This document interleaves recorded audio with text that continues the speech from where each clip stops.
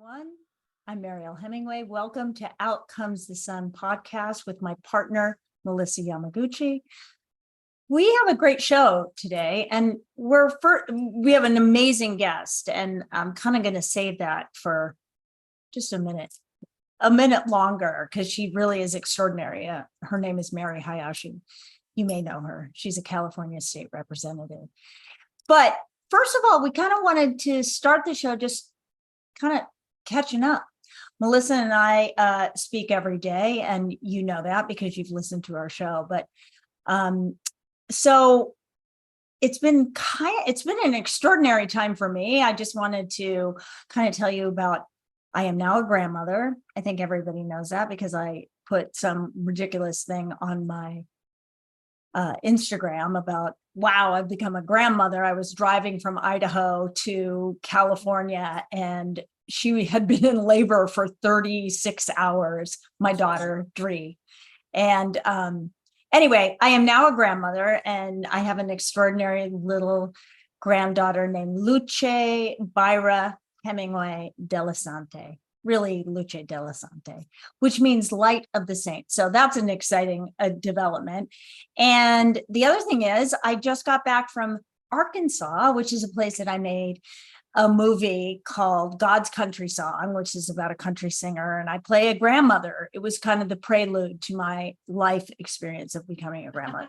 So anyway, I wanted to share that with you, Melissa, because I just know that you need to know everything that's going on in my life. We do share everything, and Yeah. your little peanut is one of the sweetest little things I've seen. I love all the pictures that you post. I'm glad you're able to share. You know, when I first had my children, I was always hesitant. Social media wasn't what it is today, No. but I was always a bit hesitant to give out too much. But I'm always happy and pleased that you're able to share a few snippets here and there of little baby. She's just a precious little soul. She is so, oh my gosh. And it's so funny because, and I remember this now, I remember so many things about the birth of especially Dree, because she was the first child, and you know, it's also extraordinary.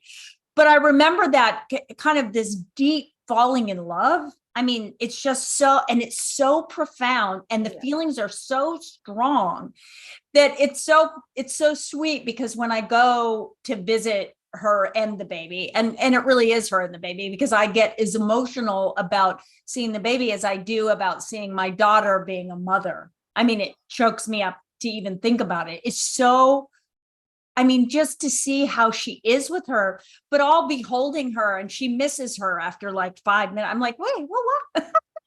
What can I? Yeah, I get it, but I get it because you remember that feeling that you're physically, you're in pain, the pain of love. It's astonishing. And you're reminded as a grandparent of that, you know, that memory comes back, and it's so visceral and so powerful and beautiful. And she's, you know, my daughter's just doing an extraordinary job. I'm so proud of her. I really am. It's because, you know, it's not easy. It's not easy. No, it's not easy. But she had a good mentor. She had a Well, good mentor. Well, and you traveled home from Arkansas. I just got home yes. from Texas. Mm-hmm. You know, where everything's bigger. And I spoke to a group of HR people Oh, yeah. who really been struggling Yeah. with this whole a lot of different regulations and rules are being placed on them, and they love their job, but there's this terrifying notion that you could make a mistake. Oh, And it's yeah. not just making a mistake. An innocent mistake could easily get you in trouble if you Yeah. say the wrong thing in your recruitment Yeah. of somebody coming into your company. So there was a lot of stress on this group. And so when I went to visit them, you know, it was a motivational group, that a motivational talk, excuse me, that I gave, and to lift their spirits. And I gave it the old college try. So I feel for them. You know, it's rough enough learning how to navigate Right. with each generation, because they're all so Yeah. different. Yeah. Then to also have governmental and federal regulations, state regulations, government regulations, everything coming at you, it feels as though it's a very daunting task. And Yeah. good on the company for bringing their teams together nationwide and just giving them a big pat on the back and letting them know how honored they are. Yeah. Well, they have a perfect person in you. I don't know if any of our audience members have heard you speak, but you're an amazing speaker, but you're also incredibly funny, which is it's such a delight for, when I don't know, when you're speaking and sometimes you're trying to pay attention and trying to get tips and but when somebody has humor and they infiltrate that humor into it, it makes it, I don't know. I think you take it in more when there's an emotional, visceral reaction to what you're saying, but you are an extraordinary Thank speaker. you, Mary. So if And that's how you anybody, and I met. I know. From me speaking, introducing Yes. you to the speaker. So we were speaking Oh right and left and walking past each You other on made me stage. laugh so hard that I sat in the audience, and she was introducing me, and I sat in the audience and I thought, I want her to be my friend. She's so fun and funny. And I love laughter. I think laughter is like the most healing thing that you can do in your life, right? Laughter really is healing. It is the best medicine. Laughter is the best medicine. It really is. When laughter, and then talking about love, and my grandchildren. Oh, there's a Freudian slip. All my many grandchildren. Your daughters are listening going, what? I know. Laney's like, did I say something? No. That's my other daughter, by the way. Anyway, not married. Neither of them are, but that's a whole, like, I guess you don't need to be this day and age. Our generation was completely different. We were it's not the first time in history. No, that's true. That's true. That's true enough. Yeah. So yeah, it's been an incredible time. And now I'm down in California. That also is a big shift. I have come from, as you know, I was in Idaho for the last 2 years. I grew up there, but I had forgotten that winter is an incredibly long time. Winter goes on for 7 months. Let's just be honest about this. It is it's wonderful. It's extraordinarily beautiful. The air is so clean. It's so fresh. It's so amazing. But man, that long winter, bam. It'll test your gills. It'll test your gills. That's for sure. But you know what? I'm so selfishly so glad to have you back because I know you're just it's so far away from me, so I can. I know it's so good. Meet up at little favorite Johnson. It just tickles my fancy. So I'm selfishly glad you're back. Yeah, it's really fun, and seeing the sunrises in the morning and the cats. Yeah, I talk to you and I can hear the ocean crashing, and I'm like, okay, Mary, you're taking this too far. I hear the ocean. Oh, and then your dog's trapped and tangled up with seaweed. I'm like, she's really diving straight into California, man. That was Daisy. I have a Yorkie who is a year old, and she somehow got some seaweed attached to her small little 7-pound body, and she was growling at it, literally like doing spins in the air. It was the cutest thing ever. Anyway, so yes, those are my mornings when I'm talking to you, and now I have crashing waves in the background. Very dramatic. It's so romantic. It's very dramatic. Full-fledged Californian, right back into it. Oh my gosh. Well, this is so cool. Well, I think that we can take a little break because I really am anxious to talk to our guest. Me too. So hang on, everybody. You are listening to Out Comes the Sun podcast radio, and we will be back in a second with Mary Hayashi.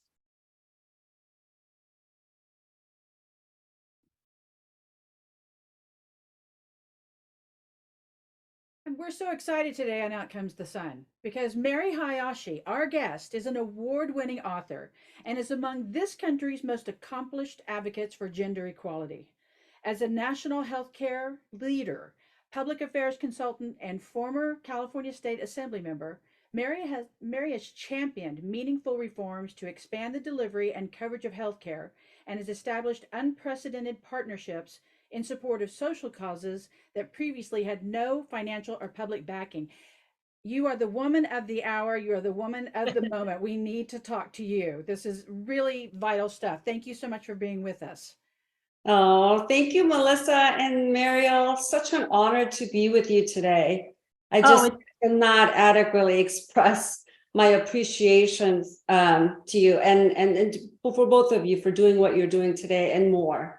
And Mariel, you've been an inspiration to so many people like me and others, you know, who just, you know, didn't have a voice. And you make it possible to others, for others to become active and become leaders. And so I'm just honored to be with you today. Thank you. Well, I want to we're thrilled to have you. I want our audience to know a little bit about our relationship, because we met in 2004. We met at an event, and I guess I was the keynote speaker. I don't recall it at the time.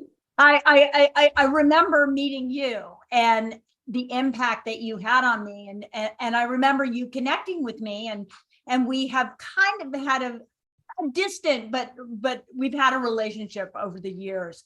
And I've watched you in your career really make a difference in women's lives in regard to mental health. And as you know, Outcomes the Sun is really it's a discussion about mental health. But let's face it, mental health is everything we do, right? It's everything. It's how you react in your relationships, with your family, with your children, with your siblings, what have you. And you have been incredibly impactful at making a difference at a governmental level, at a level that literally makes a difference, you know. And that's why I'm so impressed and actually honored to have you here. And I also want our audience to know that I wrote the foreword to your book because I think the book is important. I think it's important for people to read. And I also did a little video for you. And I just, you know, what you're doing, as you know, and we could go on and on about, you know,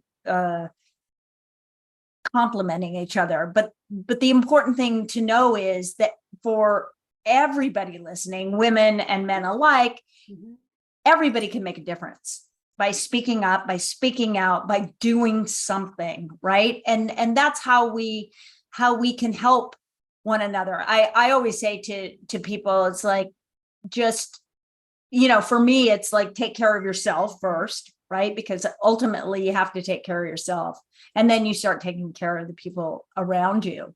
And that leads me to a delicate subject, because you come from a family not dissimilar to mine. There is suicide in your family, and that was kind of that led you on your path sort of to this mental health journey. And maybe you could tell us a little bit about what happened to you in your family, because it's pretty amazing and heart-wrenching.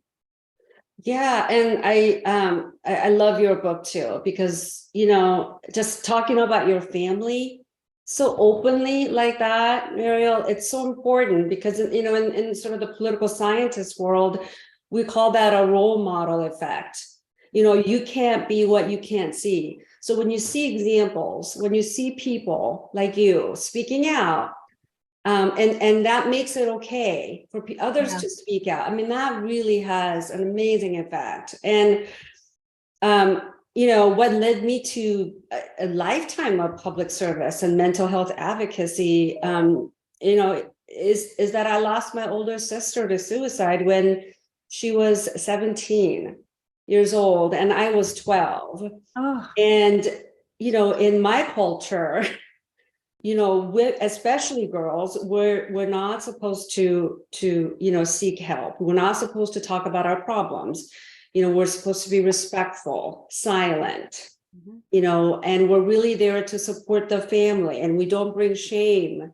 And, you know, we don't talk about anything that is stigmatized, you know, and so the morning that she hung herself in our room, she showed me, you know, these package of pills that she had taken in the trash can. And she said, you know, look what I did. And she told me about this. And I said, well, what's going on? And she said, please don't tell anyone. Please don't tell anyone. And I didn't. And I left the home. This is January 1st of 1980. It was a New Year. It was January 1st. It was New Year's Day. And we basically go to our relatives' homes to wish them, you know, happy New Year and things like that. And, when I came home, my parents told me that she hung herself that day. And so I spent my entire life trying to sort of figure out how I could have helped her. And the bottom line is, because our culture celebrates silence as a strength, I mean, there was just no way for me to really help her. There's, because to be a good girl is to be quiet and not say anything. And so that experience, I think, really shaped, my entire sort of mental health advocacy for, 3 decades for women and, for underserved communities. Because if we can't even talk about getting help, then how are we ever going to prevent suicides or help people get the treatment that they need? Absolutely. Yeah, so that's what happened to my sister. And, my parents burned all of her belongings. We've never had a funeral for her because in our culture, it's like, it's better to just pretend that she doesn't exist. Or she never is that culturally it's shameful, correct? Oh my gosh, yes. And I don't know what my parents told other, like their friends, or what the community, neighbors knew about, what exactly happened. But this wasn't something they were going to, tell the world. No. So I don't even have, like, I think I have like 2 pictures of her, like from a long time ago, but I don't really have anything, because they burned everything. They got rid of sort of all the evidence that she ever existed. Oh my gosh. So that's kind of how our culture and our family dealt with her death. Yeah. And so here I am, for the past 30 some years, I've tried to find out what happened to her, what I could have done, what I should do, how I should help people. And so many people have connections to mental illness. I mean, I'm sure you know that. Yeah, absolutely. And, when we invited you as the keynote speaker, by the way, that was the most successful fundraiser of the Proposition 63 campaign, Mariel. So it was in San Francisco, and it was like, like my personal dream to meet you anyway. But I was like, we have to get Mariel to come and speak to us and have this fundraiser. And Proposition 63, as you know, it's a tax on millionaires to create mental health money, because when Ronald Reagan many decades ago closed all the mental health hospitals, the community systems were supposed to take care of the mentally ill, but the money never came. And so the Prop 63 has been funding great mental health programs, housing, education, training programs. And we were so happy to pass that ballot measure with your help. I mean, that's where I met you, when you came to speak to us. And, since then, I have sort of ventured on to, other jobs, other career. I ran for office.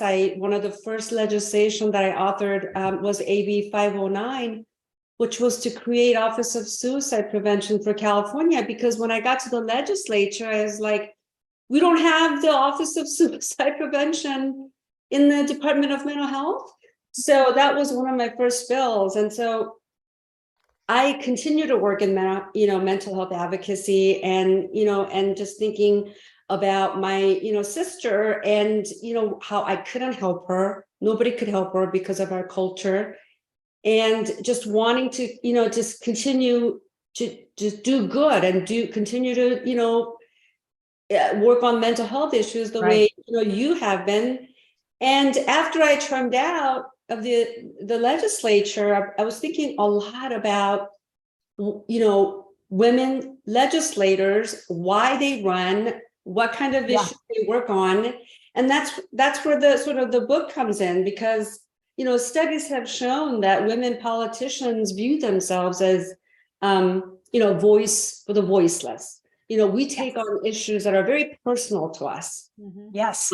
Children, families, healthcare, education. And I'm not saying men don't. I mean, obviously they do care, but the reasons for them running are a little bit different. They run because they seek a leadership position. That's kind of what the studies show. And I think the most sort of the famous person, or like a good example, is Bill Clinton. You know, he said he wanted to run for president because he met President Kennedy and shook his hand, and he went back and said, I want that job someday, and that's why he went. Right. Such a different, but what you're saying is, I mean, you've covered so many avenues of what mental health and the discussion about mental health is about. First of all, shame. Second of all, people that, the voiceless, the not being heard, nobody understands. And then thirdly, which is where you've been so profound, is that people don't know what to do. They don't know where to go. That's where Melissa and I came together and said, let's start a foundation. And, our dream is to raise enough money so that we can be a resource navigator, so that we can so people can plug in and say, okay, in California, you go here, here's the suicide prevention thing. But there's either nobody knows, or some states don't even have these opportunities. And it's the little foundations throughout the country that I've spoken at quite a few of them that are doing something. And what you've done is made it imperative that states do something, because you doing that in California was an influence, I think, on many states. So thank you. Thank you for that, because your story just blows me away. I tear up thinking. I mean, I haven't really shared this with a lot of people, but my mother passed away about a month ago, and sorry. I mean, it's, when parents get old, they pass away, and it's like, you expected, but she's also struggled with, depression and things like that throughout her life. And it's just, like you said, it's just even though I'm a professional, I've been in this field for decades, but there's so many times when I just felt like I couldn't help her. That helplessness is so difficult. And that's why I love the goal of your foundation, because it's, even professionals, we don't always know what to do. We don't. It's true. I had somebody come to me. I mean, that is so interesting that we're talking about this. I had somebody come to me that, they're super, that, they have enough money. They are influential. They're connected to so many people. And she had a son that was going through trouble and did not know where to go. I was like, what? You don't know where to go? And that's the thing. And Melissa and I are just like, what?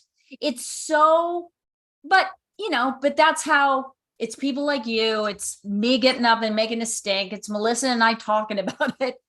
That's how you make change. And it's not always easy, because there still is a stigma. I mean, it's gotten better. People now talk about it. People say you got to talk about it. I mean, it's being spoken about, but still, when it happens in your family, your own family dynamic can shape the way that conversation goes. And so, I just applaud you. Well, thank you. And again, when I was growing up and my parents tried to, do this arranged marriage thing, like they're like, oh, we want you to marry somebody we like. This is was very common in my culture. Melissa's like nodding her head. Did you have the same experience or no? My husband is Japanese, so I'm right here with you, sister. I'm right here with you. So, they try to do this arranged marriage thing. And initially I was like, oh, maybe I need to go along because, the good girl thing again. Right. And I talk about that in my book a lot, because I've learned, through just reading about like other women's struggle, that this is not just me. It's happening here too, because women aren't supposed to be aggressive or assertive or confident. And, in politics, we talk about this ambition gap, this political ambition gap that, men are encouraged to run for office, whereas women think about going into a nonprofit. Women are not necessarily encouraged to seek power, and so we have this political ambition gap in politics where we don't have gender parity because more men are encouraged to go into politics. Right. Yeah. And at the same time, we're evaluated differently, and we evaluate ourselves differently. Like, there's a really interesting study that it's called Men Rule, and 60% of the men who were interviewed said they were not qualified. They saw themselves as very qualified to run for office. And 2/3 of women surveyed said they were not qualified, even though they had the same qualification. And those men who said they were not qualified to run said that they will still run anyway. So Wow. it's kind of Wow. like that. Yeah. Have you heard of that study where like women don't apply for jobs unless they check every qualification? Like, Right. like unless like I'm qualified 100%, I don't apply for those jobs. It's very similar in politics where women don't run because they're like, oh, I'm not qualified, even though they are. Yeah. And it's so when I read about those things, and again, just going back to my culture, and my parents try to like marry me off, I started reading about Gloria Steinem, and I started reading about other feminist writing. And that really helped me because, growing up in Korea and coming here when I was 12 and came here 6 months after my sister died, didn't speak any English, grew up in Orange County where there were like maybe 5 Asian Americans, and people used to call me Connie Chung. That's my maiden name. And it was like, they didn't know any other Asian person. So that's what they would call me. Oh my God. And just growing up in that environment and really being isolated and not being able to talk to anybody about what happened to my sister, reading about what like feminist and Jane Eyre and these literatures were just, it was just so liberating to me. And I think that's one of the reasons why I keep wanting to write, because I don't really enjoy writing, but I keep wanting to write because that's how I want to help other women. Yes. I'm so inspired. Like when I read your book, I was like, my God, I just love the way you talk about your family so openly, and it just takes so much courage. It does. Well, you're doing the same, and you're Because doing you've it done on a it. platform, whatever. I think we just love each other. For plum checking.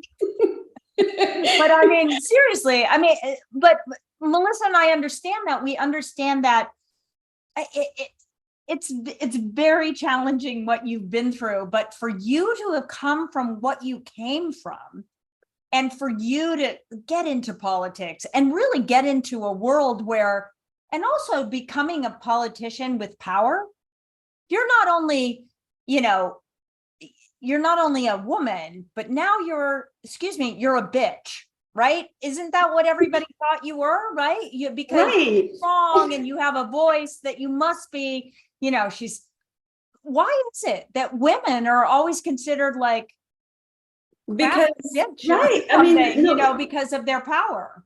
Exactly. And it's that, it's that gender bias, and it's what I call this likability double standards in my book. When there's a very famous study when the media talks about women politician in any way, positive or negative or neutral, and mentions her looks, her appearance, her likability just plummets. Voters no longer see that person as a leader. It's a really big study that was done. And so, so think about that for a second, because nobody writes about what Bernie Sanders wears, right? We don't care what he looks like. We just love him, But can you imagine if Bernie was a woman? What the press would write about. What they would write about was the fact that he doesn't smile enough. The smile is the one thing they keep slamming women for. She's not smiling enough. She's not, I wanted to say something to you because you talked about, if I could slide back about the cultural thing for a second. I met an older man, an older Japanese man who's passed. One of our recently passed. He was a dear friend of my husband and mine. He passed away at 103 recently, and he told me the story of being in the internment camps.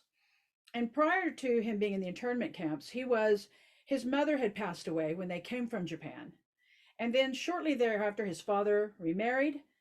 The new stepmother was abusive towards him. And so he would run away all the time. And then the father finally, and the stepmother said, we don't want to deal with him. So he was placed in foster care. And then he was sent to an internment camp. So you're looking at strike after strike after strike. And then the father passed away. So he had nobody. And gets out of the internment camp and works his backside off, puts himself through USC. And he told me that he would meet other young Japanese girls that he'd like to meet, and he would take out on dates. But when their parents found out that both of his parents had passed, they wouldn't let their daughters date him. And the line was, he's so bad, even his parents had to leave. So his parents had to leave this earth because he's not worthy. And that was the stigma that carried him around. And I said, how did you ever overcome that? I mean, he had so many barnacles on his ship, if you will. And he said, I overcame it because the girl that I fell in love with said, I don't care what anybody says. I love you. And he said it was the power of her love for me that allowed me to keep moving forward. He became wildly successful. He was driven by love. He lived to be 103. His children, like in their 80s, as like row instructors at Stanford, and like wildly successful man. But the cultural stigma that was attached to him, that was very painful for him. I understand. That's why I was shaking my head. Yes, a lot of it. My husband is the only son, and he's the baby.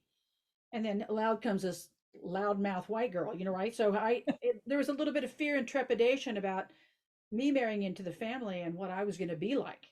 And I'm still loud, but hey, I can make some really good Asian dishes. I have completely embraced the Asian culture. I love the Asian culture. My children have Asian names. Like, I'm in. And so, but it took a long time for me to break through. So the cultural thing is huge. And I want to bring up something that you brought up in some of your points that you've made on your site, in particular, that I think is so important for our audience to go to, the maryhayashi.org site. You have a comment on there, if I may be so bold as to read, that we're lacking in positions in the state of California, significant shortage of mental health care professionals in California. Yes. Mariel and I know that. Like she just said, she just got an email a couple of days ago with someone saying, I don't know where to go.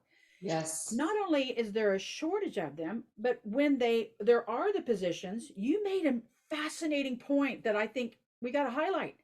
The positions are undervalued and underpaid. So yes. There's no seduction to go into the industry. Yep. That's horrible. I mean, that's crazy. So what do we do? Yeah. What do you do? What do you do? What do we do? What do you do? Yeah, I mean, we're following your lead. Well, okay. I don't know. I mean, yes, the mental health workforce issue is so huge, Melissa. I mean, right now, I mean, you guys, you don't need any more statistics, but I saw this big story about kids extending their stays in emergency rooms just because they don't know where to put these kids. They don't know what to do with them. So they come in because they attempt suicide, or they have suicidal thoughts, or they're a danger to themselves. And emergency rooms are now overcrowded with children because they don't know who to send it to. Yeah. And they don't know and they haven't been trained on what to do in a mental health emergency.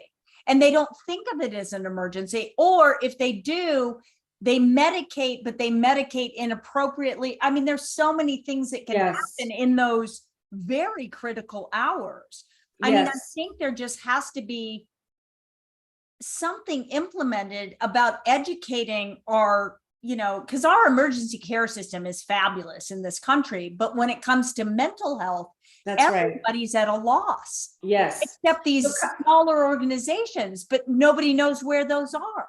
Right. It's really problematic. And, suicide is an epidemic, especially with kids right now.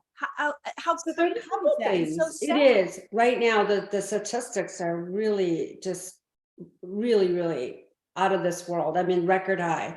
But I want to make a couple comments in response to what to do, because I mean, the legislature, they didn't pass it, but they were debating a bill, which I thought would have been a great thing for the field, is to do this loan forgiveness program. So if you studied mental health and you have tuition debt, Yes.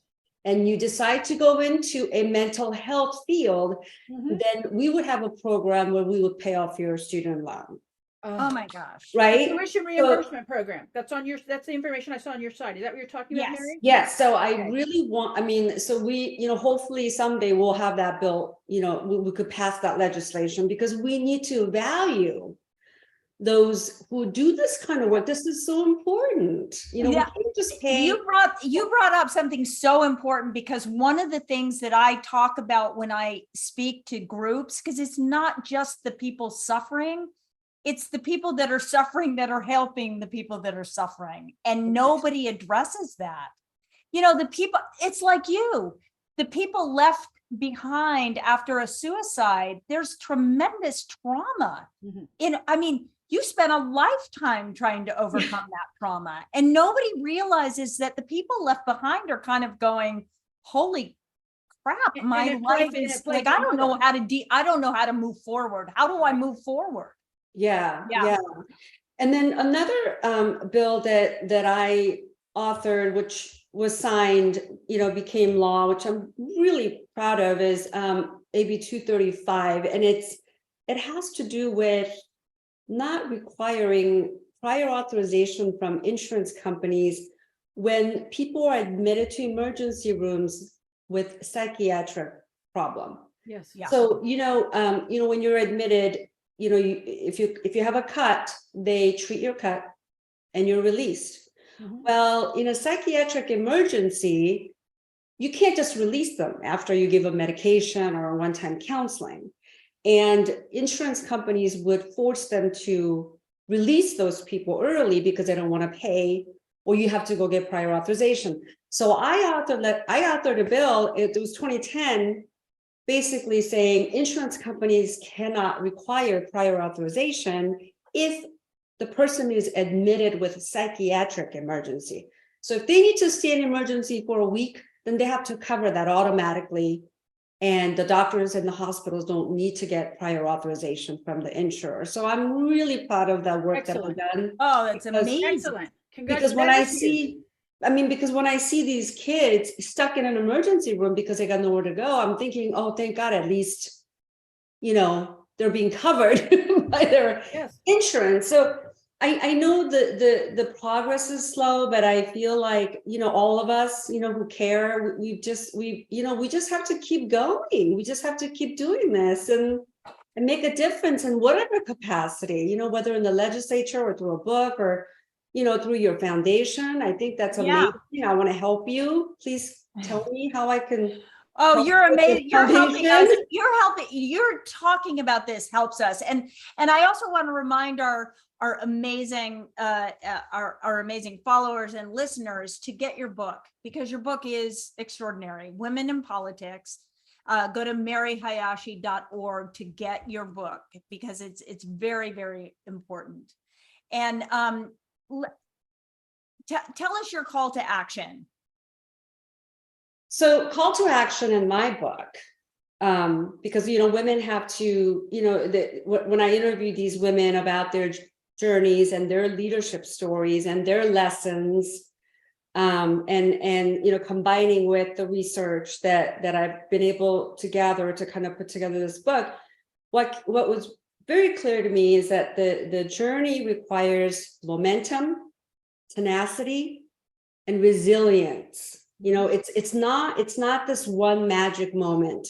Yeah. It's this continuation. It's this like story. It goes on. I'm sorry to say. and the book is unique because it elevates the conversation around women's voices in politics. But what I try to talk about are things like my sister's death, mental health. You know, Yes. I have a legislator who, talked about her own experience with sexual abuse. Yes. So I try to talk about why women are in politics, why we do this, because that's really important. It And is. so my main message is that, role modeling is really, important, because I had a male mentor who got me involved in the Proposition 63 campaign, and he gave me the idea to run for office. And so it's not just about women mentoring women, but it's also men. We need men allies to help us. And the studies have shown that when men talk to other men about gender bias, they're more likely to listen Yeah. and comprehend. And so we need men to help to get to political parity. And also, in our world, we call this imagination barrier. We need to, like, we can't be what we can't see. And so it's incredibly important to be role models for others. And especially with the new younger generation of women leaders coming up, running for office, it's exciting, but it's a journey, it's not a one magic moment. So I'll just leave you with that. That's so true. Well, I bet you're a mentor to many. To out many. there. I bet there You are are to me. women. Yeah, you're a mentor to me as well. So, and a role model. So, your role modeling thing is fantastic. This conversation is so important and so exciting. And Mary, we are so honored that you joined us today to talk about this important subject. I mean, all these important subjects, all the many things that you've done and made an impact. So thank you so much for joining us today. We are really honored, and I hope you'll come back. And If Melissa I can ask wants to one say thing, that. if Yes. you can keep us abreast of what you're doing and any initiatives that we can help promote, because it's important. This is an impact across the borders, across the lines, right? The lines of divination that have been placed before us, whether it's through race or gender or political or religious, whatever they are, this supersedes everything. So anything that you're working on that we can bring to highlight for our audience, please keep it in touch with us. We'd love to support. 100%. Oh, thank you both. Thank you. Thank you so much. It's just, I'm so excited that you're here. It's just so much fun. We'll have to talk later. We'll have to meet. Yes, I'm coming to Venice. I listened to your podcast from yesterday. I was like, oh, good. She's back in California now. Yes. Oh, I'm back. I'm in your state, baby. You come. Yeah, and I visit. loved your. By the way, I loved your 7 Doctors podcast. Oh yeah. Episode. Oh, good. I love that, because I think one thing that we really need, professional women, are those simple things that we can do every day to just be well, Yeah, like 100%. breathing exercise. I was like, hello, just I know. I love that and episode. It's the simpler things that are the ones that we should do, and it's the ones we forget to do. We think there's some. It's kind of like you were talking about. It's not one magic day. It's not one magic solution. It's like a combination of all these different things. So anyway, Mary, thank you so much. You're an amazing guest. You're an amazing woman. Please go to maryhayashi.org. Order your book. It's amazing.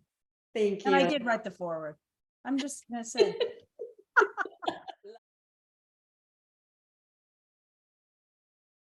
Don't leave anybody.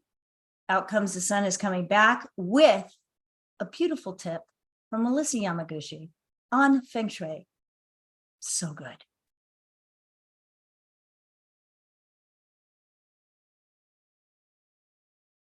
Welcome back to Out Comes the Sun podcast. What an amazing guest she is. I mean, come on.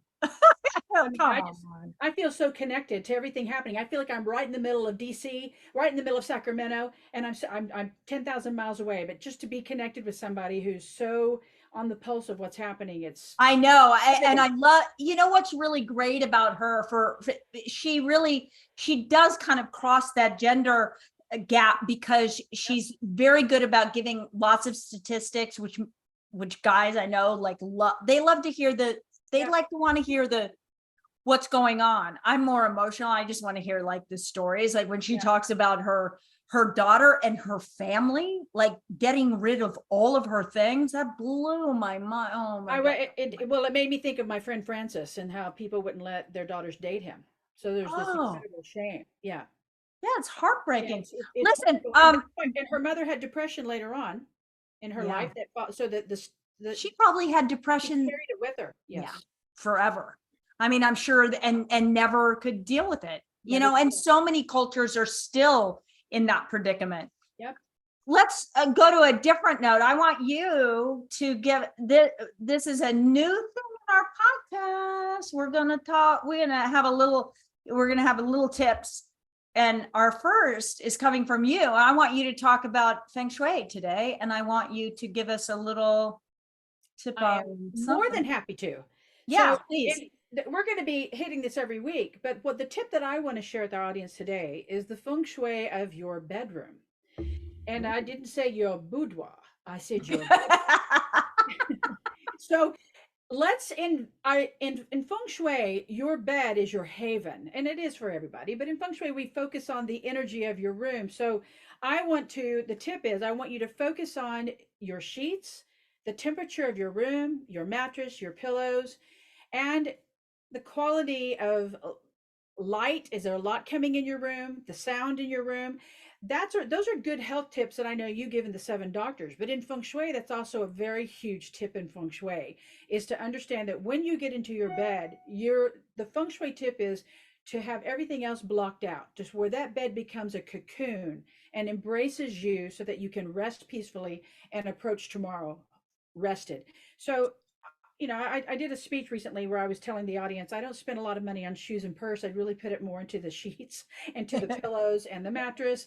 And I just got blackout shades, which if they were a person, I would divorce my husband and marry him, because what they have done for my life is so massive. It's just amazing. And so the feng shui tip is not a lot of pictures in your room. Interesting. You don't. It's the energy of the faces on you. And I've had people say to me, "But I've got a picture of my parents on the side. I've got a picture of my kids on the side." Find another spot for them if you can. If we're going to follow the true feng shui, the room is supposed to be a haven, and it's supposed to cocoon you. So no, not a lot of mirrors in the bedroom. No, nothing on the ceiling. But you're supposed, because it's all a time to relax and put your investment into your bed, into your environment of your room. Ensure that it is conducive to your sleep.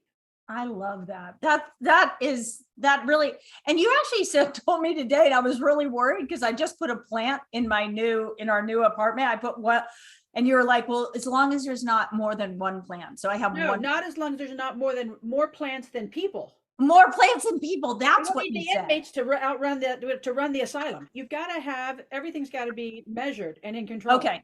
2 people All in right. the room, 2 plants, like that. Got it.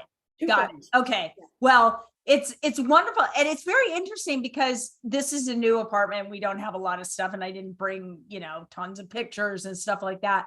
I sleep so well in this room. And now I'm kind of getting the picture of why I sleep so well. Wow. So cool. So my tip for today is, talking about mental health, as we always do. I kind of want to reach out to anybody who, first, actually, I want to do a little break. So hold that thought. You're going to have a beautiful little tip next. But right now you are listening to Out Comes the Sun podcast, and we're going to take a little break. Be sure to come right back. Out Comes the Sun. We're going to have Mariel Hemingway offering you one of her amazing, glorious tips on health and wellness. Come right back.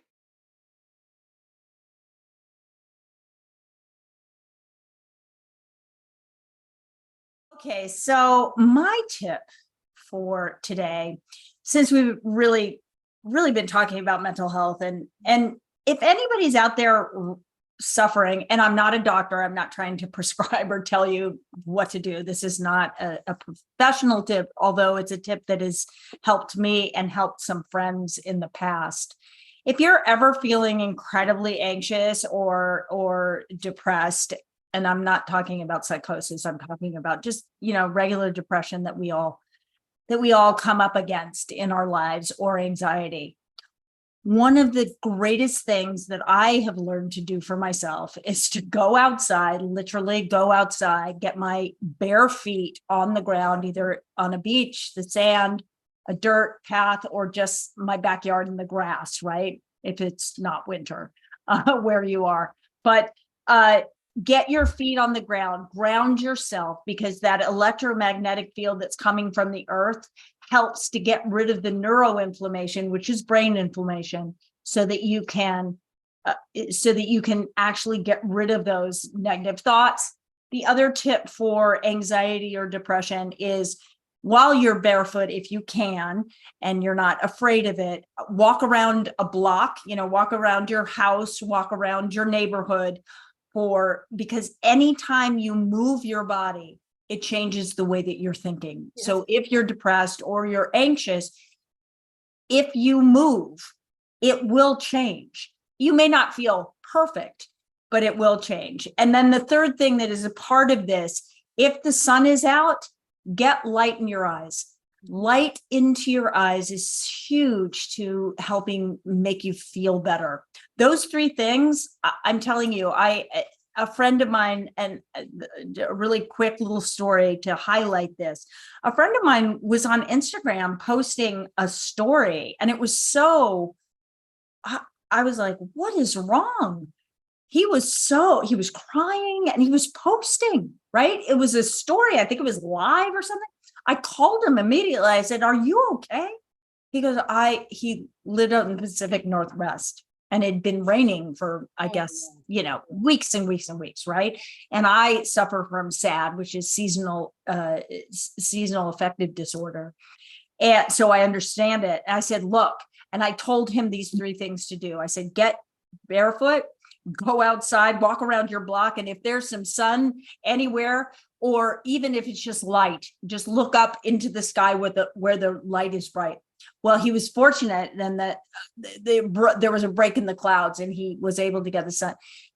He called me within an hour and said, I don't know what I just did, but it shifted completely.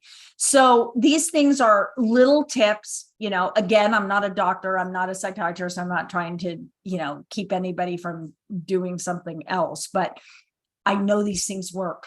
And so please, people, take care of yourself, make choices that are going to highlight your well-being and your balance. I want to tell you a story. Yes. You just shared. Yes. When I met you, however many years ago, I always get confused if it's 5 or 6 or 7, but it's been, my dad was out visiting from Oklahoma, and we had just left you, and you had been espousing the benefits of walking barefoot.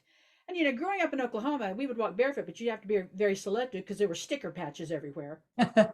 So my dad and I came home and we were talking about this concept of walking barefoot, and because and how much we used to do it as kids, but we don't do it anymore as adults. So when we got home, I said, Dad, let's take off our shoes and walk around my neighborhood barefoot. So I said, let's take a photo of our bare feet and send it to Mariel, which we did. And my dad sat there, looking down at his feet, in his early mid 80s by this point, and he's wiggling his toes, and he said, this feels very naughty. And so we walked around the neighborhood, and he said, I think she might be onto something. I feel really joyful. I feel really happy. And he could not stop talking about it. This is my 80-some-odd-year-old dad at the time. We walked around and he kept giggling. I said, why do you keep laughing? And he said, we're barefoot. He said, I just felt like he was doing something that was just so taboo. Oh, I love it. And every once in a while he'd stop and lift his toes up and down like a little flutter. This is great. I love that he said it was naughty. I remember that. Oh my gosh, that's awesome. Everybody, take your shoes off, go outside and giggle like you're 85. Right. That's right. Get out. Anyway, or like you're 8. Either one. It's been such an amazing show, and we're so grateful to be here. Thank you all for listening or watching, or however you're taking us in, out of there in traffic, whatever you're doing. thank you for coming to Out Comes the Sun podcast. Please check out the foundation, the Mariel Hemingway Foundation.org. If you're interested in making a donation so that we can actually become a resource navigator, we would deeply appreciate it. And we love you so much. And we still look forward to next week. Thank you all for listening.